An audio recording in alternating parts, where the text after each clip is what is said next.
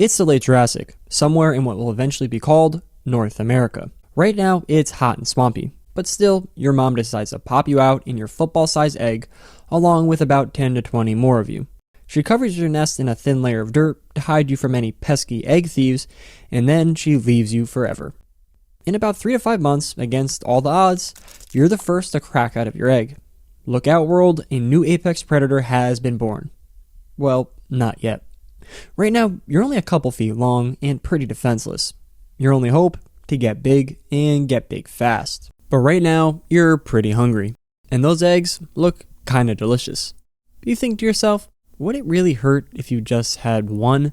5 omelets later, some of the other hatchlings start to wake up. Before they find out what you've done, you decide it's probably a good idea to check out of there and head for the nearest patch of ferns. Glancing back, you feel a twinge of guilt for eating your siblings, but they were kinda tasty. As a baby Allosaurus, life is all about staying hidden. Luckily, your scales let you blend into the ferns and ginkgos like a prehistoric invisibility cloak. But that doesn't work all the time. And unless you want to be fast food your whole life, you gotta grow. And by grow, I mean you gotta eat like every day is Thanksgiving. That's when you catch a whiff of something. Thanks to your oversized olfactory bulb, you can zero in on your next meal with laser precision. A bug? Crunchy and delicious. A lizard? Now we're talking. A rotting carcass? Gross, sure, but meat is meat. Life is tough, but you're growing fast. Your legs are stronger, your teeth sharper, and your hunger insatiable. So when you stumble upon a Stegosaurus grazing nearby, something in you snaps. It's not just about hunger anymore. It's what has come to be known as the Allosaurus ambition. You see, Allosaurus kinda has a reputation for picking fights with just about anything. Are there dinosaurs? Check. Pterosaurs? Why not? Giant logs that might look vaguely threatening? Probably. So, when it comes to the Stegosaurus standing right in front of you, you figure you can take him. You charge full of confidence, but before you get anywhere close, wham! A spike slams into your forehead. Limping away, you decide you'll give this Stegosaurus another chance at life. But if you see him again, he's done for. Or maybe not. For the next 2 months, life carries on much the same way. Hunt, scavenge, heal, repeat. You're starting to figure things out, but it's still very difficult. This all changes when you run into an adult Allosaurus. Something clicks in your head. If you stick by him, maybe you'll learn something, but more importantly, maybe he'll keep away things that want to eat you. For the next few years, this strategy actually works. You're scavenging his scraps and staying just close enough to never lose his trail, but of course, sometimes you get a little too close. Before you know it, you've hit a milestone. You're a juvenile Allosaurus. At around 10 feet and weighing close to 800 pounds, you're no longer the squishy little hatchling you once were. You're faster, stronger, and more confident. But survival doesn't get any easier. It just changes. One day, you return to find the adult Allosaurus you've been sticking with is gone. And by gone, I mean eaten. By what? You're not sure. But judging by the shredded remains left behind, it must have been something massive. You see, Allosaurus makes up about 70% of the predators in your environment. But that other 30%, that's where things get tricky. Torvosaurus are bigger and bulkier than you. Ceratosaurus are smaller, but don't underestimate them. Saurophaganax, well, they're the undisputed kings. Some say it's just a massive Allosaurus, but honestly, does it matter? If it's big enough to take down an adult, it's definitely big enough to take you down. So now you're on your own again. But with your size comes new opportunities, as you're now large enough to target medium-sized prey like ornithopods. The only problem? They're fast. Fortunately, at your age, you have awkwardly long legs that'll help you keep up with your prey. Catching them, though, is one thing. Taking them down is another. You've heard rumors that swinging your head like an axe might work, but when you give it a shot, all you end up is with a few broken teeth. It's time to rethink your approach. Instead, you go back to basics. Biting. Lots of biting. Sure, it's not flashy, but it works. With enough bites, you cause so much blood loss that your prey can't fight back, leaving you with an easy dinner. As you hone your skills, you find your place in the ecosystem.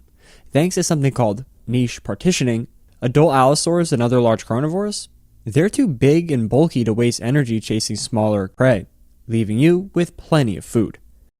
Life's good, until it isn't. Because just when you finish an exhausting hunt, an adult shows up. You try your best to scare him off, but, you weren't even hungry anyways. In shame, you walk away.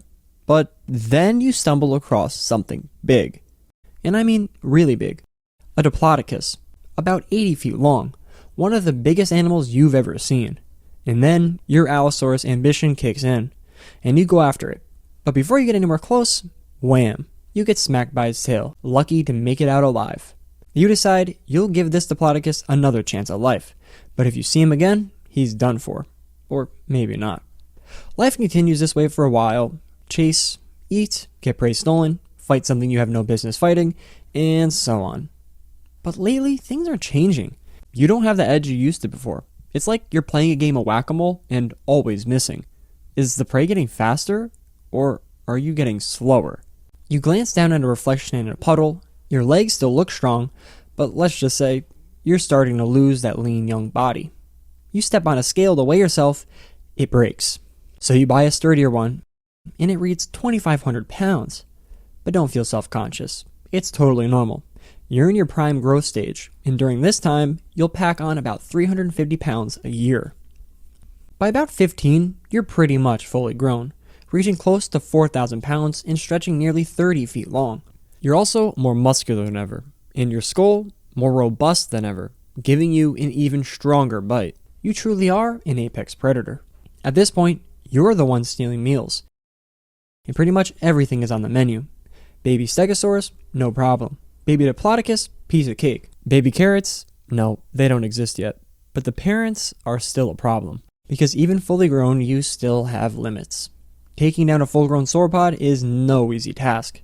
It's not something you should ever attempt alone, though of course, you won't admit that, and have attempted and failed many times. But this is where things get interesting. Sometimes when the stakes are high, you and a few other Allosaurus put your differences aside for the sake of a bigger meal. And, well, payback. Your pack spots the Diplodocus.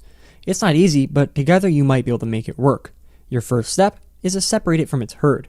You chase it through some mud, leaving behind some footprints, and then one of you distracts it while the others attack from the sides. After enough time and about 1 million tail whippings, you're finally able to take it down. Your first Diplodocus. You really are an apex predator. But taking it down wasn't easy, and all your injuries are starting to add up.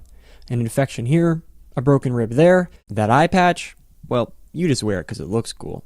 Now, these injuries used to be no problem in your youth, but in your older age, you need to be a bit more careful. Though, let's be honest, it's not in your nature. After some time with your group, you decide it's best to split up, because, well, things are starting to get a little tense. That's because it's mating season. However, this will be just as hard as the rest of your life. A mate doesn't just come out of nowhere. Unless she does. Well, you'll still have to win her over. Luckily for you, you've been blessed with some nice crests. Sounds kinda weird, but those are those horn-like things above your eyes. After pulling off a little Allosaurus riz, you find yourself a mate. Get to business, and in a few months, a new baby Allosaurus just like you will be born. And good thing, because even after all you've been through, your end? Yeah, so you end up stubbing your toe one day. It gets an infection, one thing leads to another, and you end up in this little thing called a museum 150 million years later, nicknamed Big Al. This has been the life of an Allosaurus.